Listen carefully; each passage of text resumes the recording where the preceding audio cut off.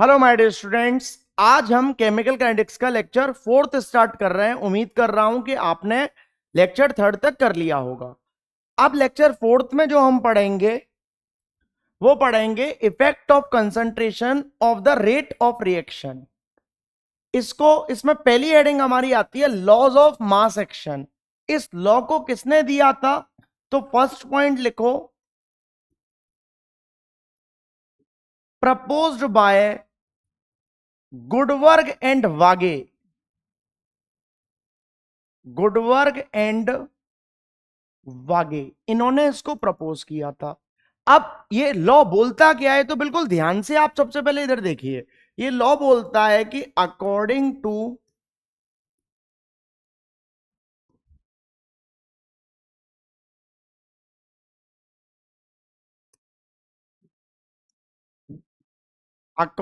To this law at given temperature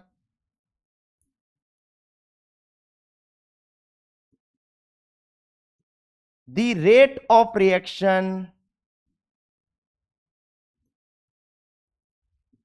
is directly proportional to the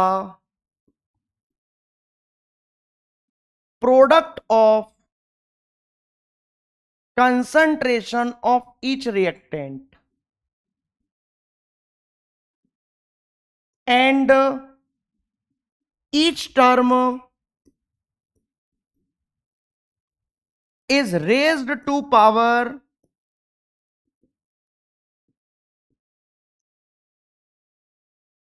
equal to its numerical coefficient, is raised to power equal to its numerical coefficient।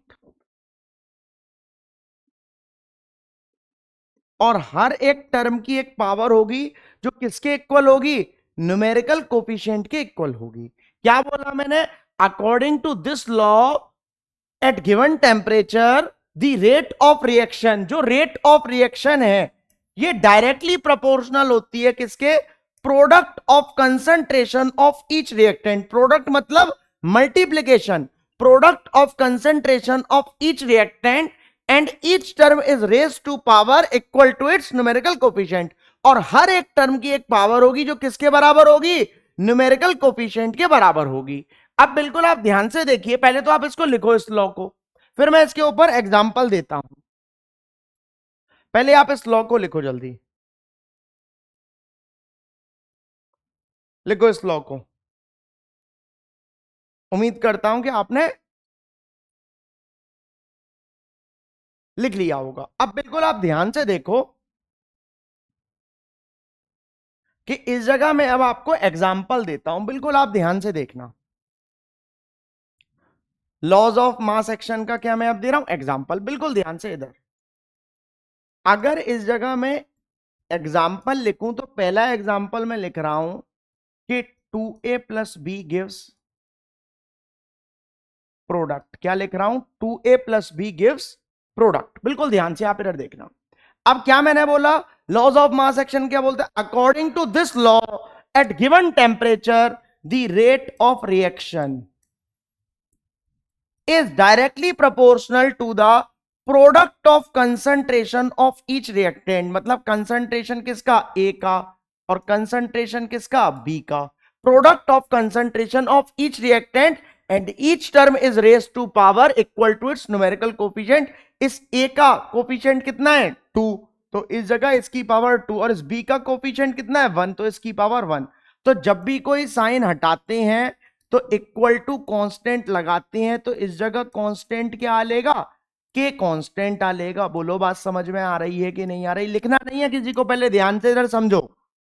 ये हो लिया। अगर मैं दूसरा example इस जगह लूं तो दूसरा एग्जांपल मैं लेता हूं N2 प्लस का 3H2 गिव्स 2NH3। क्या ले रहा हूं? N2 प्लस का 3H2 गिव्स 2NH3। अब क्या बोलता है laws of mass action? According to this law at given temperature the rate of reaction is directly proportional to the product of concentration of each reactant। And each term is raise to power equal to its numerical coefficient. इस N2 का coefficient कितना है 1 और इस H2 का coefficient कितना है 3, तो वो इसकी क्या बोलेगी पावर बोलेगी। तो जब भी कोई साइन हटाते हैं इक्वल टू कांस्टेंट लगाते हैं तो इस जगह कांस्टेंट क्या आलेगा के कांस्टेंट आलेगा। बोलो बात समझ में आ रही है कि नहीं आ रही। उम्मीद करता हूं कि आपको समझ में आ रहा होगा। एक और एग्जांपल देखो, वेरी इंपॉर्टेंट एग्जांपल है ये, थर्ड एग्जांपल। बिल्कुल ध्यान से आप इधर देखो। अगर इस जगह में एक रिएक्शन लेट करूं कि ए प्लस बी गिव सी और डी। बिल्कुल ध्यान से आप देखना, ये लॉज ऑफ मास एक्शन के लिए मैंने रिएक्शन ली है। क्या ली है? A plus B plus give C और डी। तो इस जगह ध्यान से देखो क्या बोलता है laws of mass action. According to this law the rate of reaction is directly proportional to the rate of reaction. Directly proportional है किसके? Product of concentration of each reactant के। तो इस जगह रिएक्टेंट क्या है ए और इनटू फिर रिएक्टेंट क्या है बी, और इस ए का कोफिशिएंट कितना है स्मॉल ए, तो वो इसकी पावर और इसकी पावर बी। तो जब भी कोई साइन हटाते हैं इक्वल टू कांस्टेंट लगाते हैं तो इस जगह कांस्टेंट क्या आलेगा के कांस्टेंट आलेगा। बोलो बात समझ में आ रही है कि नहीं आ रही है, क्लियर है कि नहीं है। वेयर अगर मैं इस जगह बात करूं कि ये के क्या है तो इस जगह के क्या है रेट कांस्टेंट है। क्या है? रेट कांस्टेंट है, या फिर हम इसको क्या बोल सकते हैं वेलोसिटी कांस्टेंट भी बोल सकते हैं। क्या बोल सकते हैं? Velocity constant. या फिर हम इसको क्या बोल सकते हैं स्पेसिफिक रिएक्शन रेट भी बोल सकते हैं। क्या बोल सकते हैं? Specific reaction rate. बोलो बात समझ में आ रही है कि नहीं आ रही। उम्मीद करता हूं कि आपको समझ में आ रहा होगा। वीडियो पॉज कर कर आप नोट करो, जल्दी से कर लिया होगा आपने। अब इस जगह बिल्कुल ध्यान से देखो कि इस जगह एक क्वेश्चन पूछता है हमसे कि define rate constant. Rate constant मैंने अभी बताया, इसका एक और नाम क्या होता है वेलोसिटी कांस्टेंट, एक और नाम क्या होता है स्पेसिफिक रिएक्शन रेट। बिल्कुल ध्यान से देखना, नोट मत करना, नोट करने का टाइम मैं आपको पूरा पूरा देता हूं। अब बिल्कुल आप ध्यान से देखो, अगर मैं इस जगह रेट कांस्टेंट डिफाइन करूं तो इस जगह मैं एक रिएक्शन मानना हूं कि ए प्लस बी गिव सी और डी। अब अगर इस जगह में लॉज ऑफ मास एक्शन से बोलूं तो according to this law at given temperature the rate of reaction is directly proportional to the product of concentration of each reactant। कि rate of reaction directly proportional किसकी है? Product of concentration of each reactant की है। And each term is raised to power equal to its numerical coefficient. और इस ए की power small ए और B की पावर स्मॉल बी। तो जब भी कोई साइन हटाते हैं इक्वल टू कांस्टेंट लगाते हैं तो इस जगह के क्या आ गया कांस्टेंट आ गया। बोलो बात समझ में आ रही है कि नहीं आ रही। अब अगर मेरे को डिफाइन क्या करना है, यही रेट कांस्टेंट के ही तो डिफाइन करना है। तो इस जगह जब मैं इस के को निकाल लूंगा तो इन दोनों को इधर भेज दूं। तो बिल्कुल ध्यान से देखो कि रेट ऑफ रिएक्शन अपॉन क्या बोलेगा कंसंट्रेशन ऑफ ए की power A into concentration of B की पावर बी। अगर इस जगह इफ मैं कंसंट्रेशन ऑफ ए को बराबर कंसंट्रेशन ऑफ बी, दोनों को मैं क्या मानूं 1 मोल पर लीटर मान ले रहा हूं। क्या मान ले रहा हूं 1 मोल पर लीटर, एल है ठीक है ना 1 मोल पर लीटर। तो इस जगह आप बिल्कुल ध्यान से देखो तो हमारा क्या बोलेगा रेट के equal to rate of reaction. अब इस जगह 1 की पावर ए, 1 की पावर तो कुछ भी हो वो 1 रहता है, तो ये भी 1 और ये भी 1। तो इस जगह हमारा के किसके बराबर हो लेगा रेट ऑफ रिएक्शन के बराबर हो लेगा। किसके बराबर हो लेगा रेट ऑफ रिएक्शन के बराबर हो लेगा के। बोलो बात समझ में आ रही है कि नहीं आ रही। इस जगह के क्या है रेट कांस्टेंट और इस जगह किसके बराबर है ये रेट ऑफ रिएक्शन के बराबर है। तो बिल्कुल आप ध्यान से देखो कि rate constant for a reaction equal to the rate of reaction. और कब बराबर हुआ when concentration of each reactant is taken as 1 mole per litre या फिर यूनिटी। समझ में आ रहा है कि नहीं आ रहा। तो इस जगह इसको मैं डिफाइन कैसे करूंगा, इसको मैं डिफाइन करूंगा कि रेट कांस्टेंट नोट नहीं करना, ध्यान से बस इधर देखो। Rate constant for a reaction is equal to the rate of reaction when concentration of each reactant is taken as 1 mole per litre या फिर यूनिटी। यूनिटी का मतलब क्या होता है? वन होता है। क्या होता है? वन। यूनिटी को हिंदी में क्या बोलते हैं? एकता। तो इस जगह यूनिटी का मतलब वन। नोट करो। उम्मीद करता हूं कि आपको इतना समझ में आ रहा होगा। क्लियर है कि नहीं है? सबसे पहले तो ये बताओ। उम्मीद करता हूं कि क्लियर होगा। अब इस जगह आप ध्यान से देखो कि नेक्स्ट हेडिंग है हमारी कैरेक्टरिस्टिक्स ऑफ रेट कांस्टेंट की। रेट कांस्टेंट के कैरेक्टरिस्टिक्स क्या होती हैं? तो हेडिंग लिखो कैरेक्टरिस्टिक्स ऑफ रेट कांस्टेंट। लिखो इसमें पहला पॉइंट लिखो, मैं लिख नहीं रहा हूं, बहुत ज्यादा लिखना पड़ेगा तो मैं डिक्टेट कर रहा हूं। तो लिखो रेट कांस्टेंट का पहला पॉइंट लिखो, rate constant is the measurement of rate of reaction. पहला पॉइंट है, लिखो rate constant is the measurement of rate of reaction. इसी में आगे लिखना है greater the value of K, greater the value of K higher will be the rate of reaction, greater the value of K higher will be the rate of reaction and faster will be the reaction. जितनी ज्यादा के की value होगी उतनी ज्यादा क्या होगी? Faster होगी हमारी रिएक्शन। नेक्स्ट पॉइंट लिखो every reaction has definite value of k, every reaction has definite value of k at a given temperature, at a given temperature, full stop। इसी में आगे different reactions have different value of k, different reactions की different value होती है rate constant के लिए।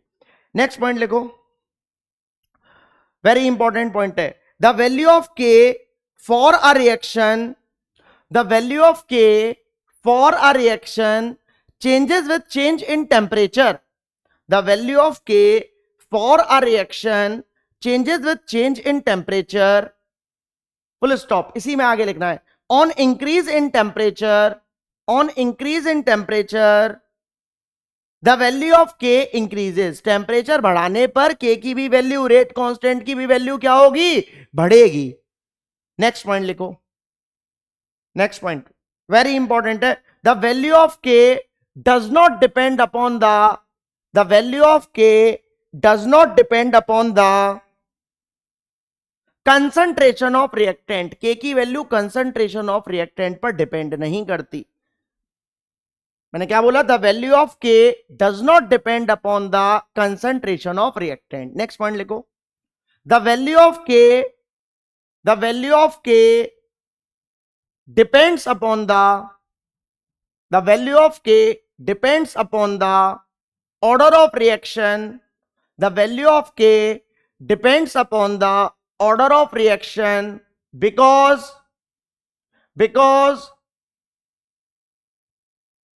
because its unit depends upon the order of reaction, because its unit depends upon the order of reaction। Underline करो इस जगह order of reaction को, very important है ऑर्डर ऑफ रिएक्शन। आगे हम नेक्स्ट क्लास में पढ़ेंगे कि ऑर्डर ऑफ रिएक्शन क्या होता है, और मोस्ट इंपॉर्टेंट है ऑर्डर ऑफ रिएक्शन। ये 2027 में हो सकता है इसकी डेफिनेशन आए। उम्मीद करता हूं कि आपने कैरेक्टरिस्टिक्स लिख लिए होंगे।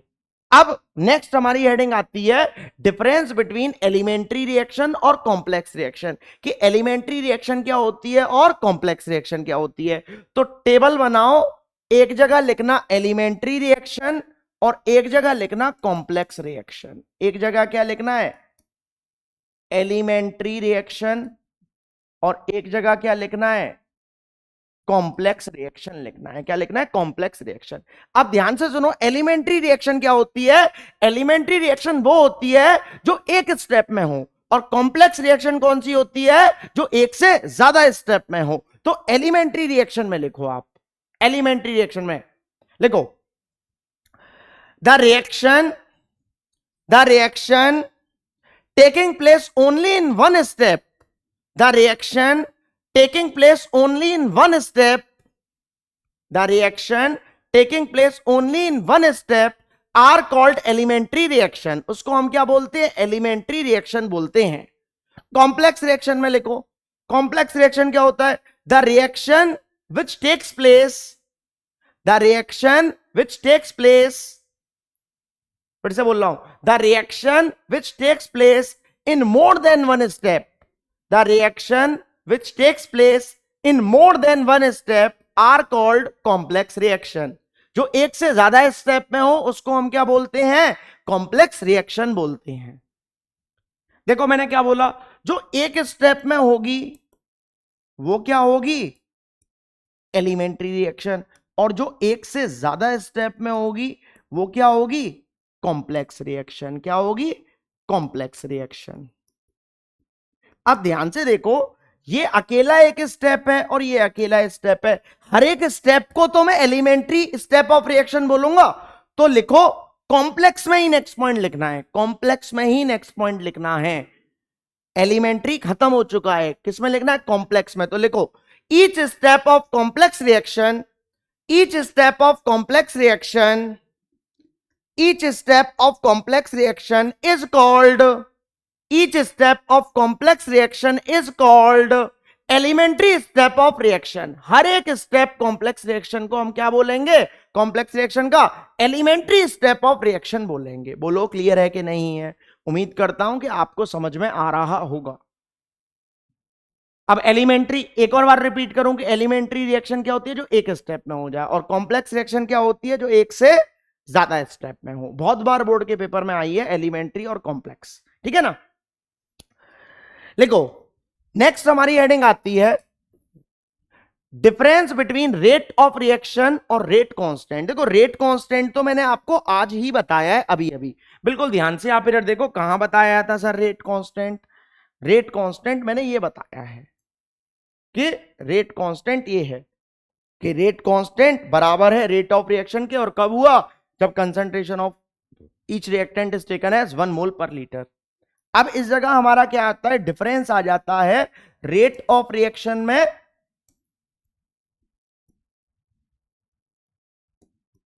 और रेट कांस्टेंट में। रेट ऑफ रिएक्शन का दूसरा नाम लिखो ब्रैकेट में, इसको बोलते हैं रिएक्शन रेट। और रेट कांस्टेंट को हम क्या बोलते हैं? स्पेसिफिक रिएक्शन रेट, या फिर इसको वेलोसिटी कांस्टेंट भी बोल देते हैं। क्या बोल देते हैं? Velocity constant. अब रेट ऑफ रिएक्शन क्या होता है? ये मैंने लेक्चर 1 में लिखवा रखा है। रेट ऑफ रिएक्शन क्या है? द चेंज इन, लिखो इसमें, the change in concentration of reactant और product, the change in concentration of reactant और product per unit time, the change in concentration of reactant और product per unit time is called rate of reaction. उसको हम क्या बोलते हैं? Rate of reaction बोलते हैं। The change in concentration of reactant और product per unit time is called rate of reaction. और उस जगह लिखो रेट कांस्टेंट क्या होता है? ये मैंने बताया है कि रेट कांस्टेंट क्या होता है? रेट कांस्टेंट बराबर है रेट ऑफ रिएक्शन के। तो लिखो rate constant for a reaction, rate constant for a reaction is equal to the rate of reaction, is equal to the rate of reaction when concentration of each reactant, when concentration of each reactant is taken as, when concentration of each reactant is taken as 1 mole per litre, या फिर bracket में unity.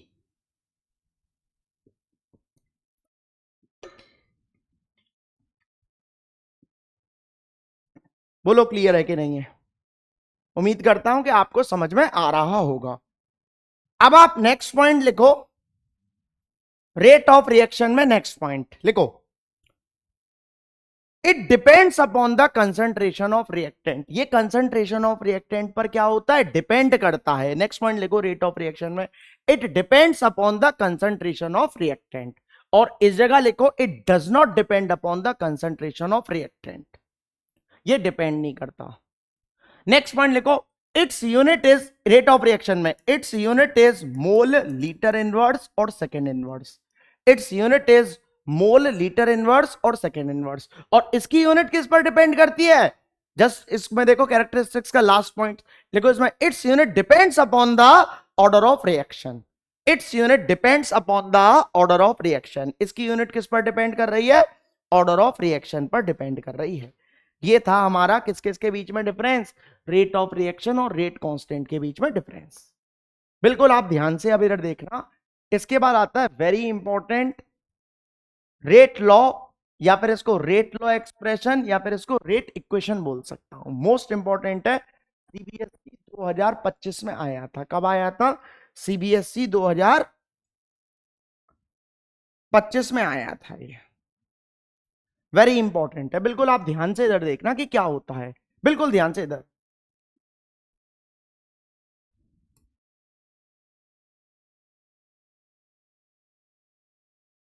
बिल्कुल ध्यान से इधर देखो। ये होता है कि according to rate law the rate of reaction is directly proportional to the product of concentration of each reactant and each term is raised to some power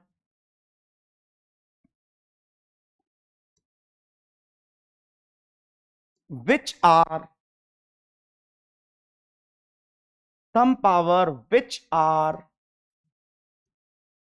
determined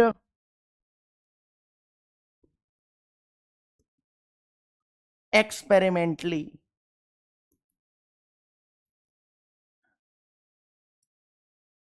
which are determined experimentally, जो कि कैसे determine होती है? Experimentally determine होती है। और laws of mass action में कैसा होता था? न्यूमेरिकल कोफिशिएंट के बराबर होता था। किसके बराबर होता था?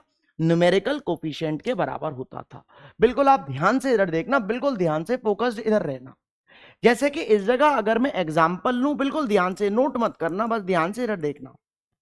जैसे कि इस जगह अगर मैं एग्जांपल लूं कि ए प्लस बी गिव सी और डी, नोट नहीं करना, बिल्कुल ध्यान से इधर देखना है। अगर इस जगह में according to laws of mass action,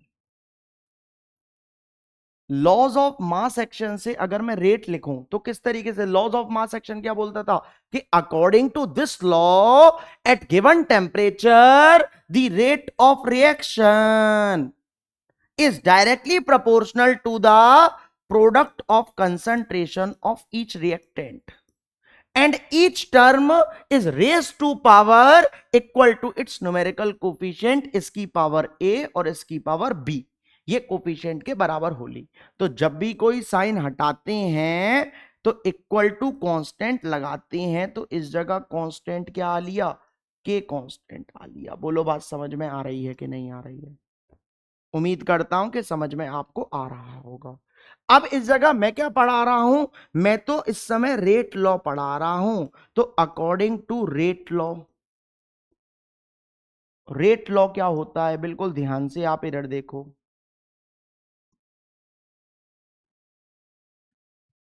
कि रेट लॉ क्या बोलता है। According to rate law, rate law बोलता है कि according to rate law the rate of reaction, जो रेट है, the rate of reaction is directly proportional to the product of concentration of each reactant. होगा तो वही कि product of concentration of each reactant, each term is raised to power and each term is raised to power, is raised to some power which are determined experimentally। लेकिन इसकी powers कैसे determine होती है? Experimentally. अभी मैं इसकी power को P मानना हूं और क्या मानना हूं? क्यू मानना हो, पी और क्यू। आपका मन करे इस जगह आप एम और एन मानो, एक्स और वाई मानो, अल्फा बीटा मानो, जो मन करे वो आप इस जगह इसकी पावर्स को मान सकते हो। मैंने अभी ये क्या मानी है, जनरल टर्म्स में पी और क्यू मान ली है। तो जब भी कोई साइन हटाते हैं तो इक्वल टू कांस्टेंट लगाते हैं, तो इसकी पावर पी और इसकी पावर क्या हो लेगी, क्यू हो लेगी। बोलो क्लियर है कि नहीं है? Where P and Q are determined, कैसे डिटरमाइन हो रही हैं? एक्सपेरिमेंटली डिटरमाइन हो रही हैं। कैसे डिटरमाइन हो रही हैं? एक्सपेरिमेंटली। एक और एग्जांपल देखो आप, अगर इस जगह में एक और एग्जांपल लूं कि 2a plus B gives product, तो क्या बोलता है rate law? According to rate law, rate law से रेट लिख रहा हूं, according to rate law the rate of reaction is directly proportional to the product of concentration of each reactant and each term is raised to some power which are determined experimentally। इसकी power experimentally determine होंगी। इस समय मैं 3 मान ले रहा हूं और 1/2 मान ले रहा हूं। आपका मन करे तो आप P और Q मानो, मन करे X और Y मानो, मन करे M और N मानो, मन करे अल्फा और बीटा मानो, कुछ भी आप मान सकते हो। ये पावर्स कैसे आई हैं? एक्सपेरिमेंटली आई हैं, ये मैंने अपनी मर्जी से लिखी हैं। आप इस जगह अभी कुछ भी लिख लो, बाद बाकी अब एक्सपेरिमेंट तो मैं आपको कर कर नहीं दिखाऊंगा, तो इस जगह मैं आपको न्यूमेरिकली सॉल्व कर कर दिखाऊंगा कि इस जगह इस P की और Q की वैल्यू क्या है। तो ये कैसे आएगी? न्यूमेरिकली सॉल्व कर कर दिखाऊंगा। इस पर न्यूमेरिकल्स आएंगे। कौन से लेक्चर में आएंगे? 4th चल रहा है, इसके बाद 5th हो सकता है, 6th लेक्चर में इसके ऊपर न्यूमेरिकल्स बहुत सारे आएंगे। कम से कम मैं इस पर आपको 8 से 10 न्यूमेरिकल्स इस टॉपिक पर करवाऊंगा। बस ध्यान से आप इसको समझते रहो। तो इस जगह जब भी कोई साइन हटाते हैं तो इक्वल टू कांस्टेंट लगाते हैं, इसकी पावर 3 और इसकी पावर 1/2। बोलो क्लियर है कि नहीं है? तो वेयर 3 and 1/2 आर डिटरमाइंड, कैसे हो रही हैं? एक्सपेरिमेंटली डिटरमाइन हो रही हैं। वीडियो को पॉज करो और नोट करो जल्दी से। उम्मीद करता हूं कि आपने नोट कर लिया होगा।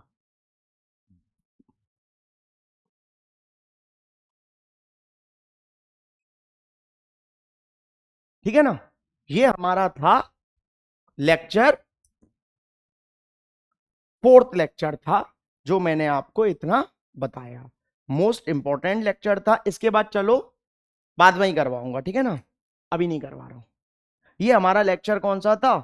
4th लेक्चर था। इसको आपने उम्मीद करता हूं नोट किया होगा, और अब आप इसके बाद इसको अपनी कॉपी से रिवाइज करोगे। रिवाइज करने के बाद आप लेक्चर 5th को देखा करो, और एक दिन में एक ही लेक्चर देखो, एक दिन में 2 लेक्चर्स नहीं। ये कैसे मैं पढ़ा रहा हूं? एकदम एज इट इज ऑफलाइन की तरह। इधर आधे घंटे में वीडियो कैसे कंप्लीट हो जाती है, उसका रीजन ये है कि ऑफलाइन में थोड़ा सा मतलब इंटरेक्शन होता है। बस इस जगह इंटरेक्शन थोड़ा सा कम होता है बच्चों के साथ।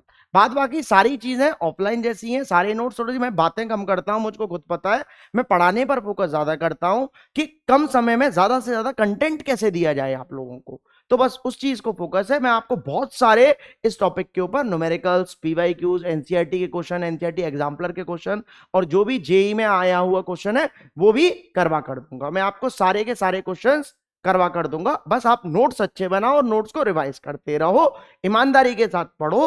अगर वीडियो अच्छी लगी है तो लाइक करो, ज्यादा से ज्यादा शेयर करो, और चैनल को सब्सक्राइब करो, क्योंकि लाइक, शेयर और सब्सक्राइब करने में आपका कुछ नहीं जाता और कुशाग सर को मोटिवेशन आता। That's it.